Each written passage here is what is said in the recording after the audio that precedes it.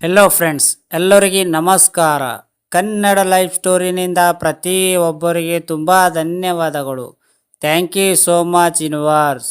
ಮನೆಯಲ್ಲಿ ಗಂಡ ಹೀಗೆಲ್ಲ ಮಾಡಿದರೆ ಪತ್ನಿಗೆ ಕೋಪ ಬರದೇ ಇರುತ್ತಾ ಹೇಳಿ? ಒಂದು ಸಾರಿ ಈ ಸ್ಟೋರಿ ಕೇಳೋಣ. ಪುರುಷರ ಈ ವಿಚಾರಗಳು ಖಂಡಿತವಾಗಿಯೂ ಪತ್ನಿಯ ಕೋಪ ನೆತ್ತಿಗಿರುವುದು. ವೈವಾಹಿಕ ಜೀವನದಲ್ಲಿ ಪತಿ ಹಾಗೂ ಪತ್ನಿ ಹೊಂದಾಣಿಕೆ ಮಾಡಿಕೊಂಡು ಹೋದರೆ ಆಗ ಜೀವನ ಸುಗಮವಾಗಿ ಇರುವುದು.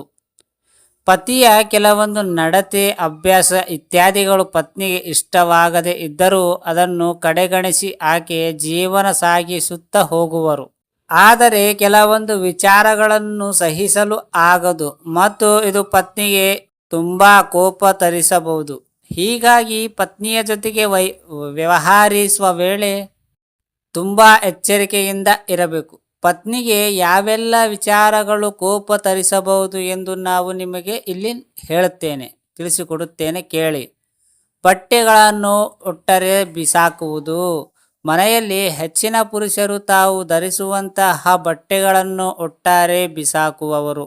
ಇದರಿಂದ ಅದನ್ನು ಎತ್ತಿಡುವುದು ಮತ್ತು ಒಗೆಯಲು ಹಾಕುವುದು ಒಂದು ಕೆಲಸವಾಗುವುದು.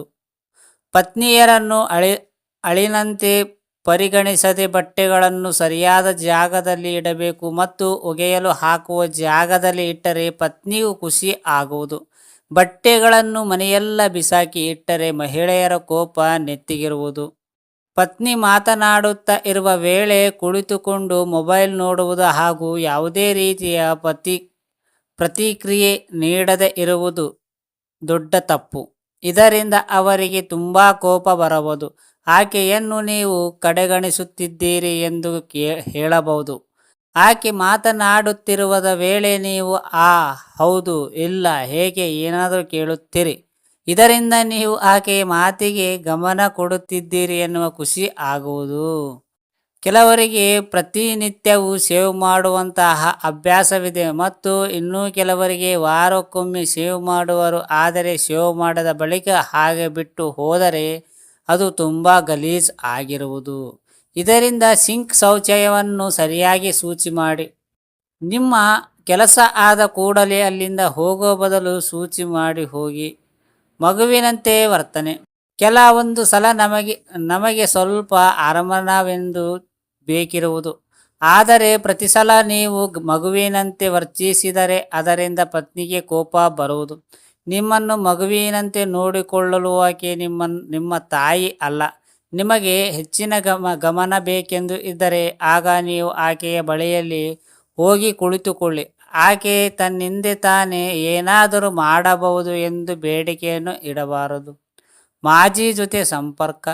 ಮದುವೆಗೆ ಮೊದಲು ಪ್ರೀತಿ ಎನ್ನುವುದು ಸಾಮಾನ್ಯ ವಿಚಾರ. ಆದರೆ ಪ್ರೀತಿಸಿದವರನ್ನೇ ಮದುವೆ ಆಗಲು ಹೆಚ್ಚಿನವರಿಗೆ ಆಗಲ್ಲ.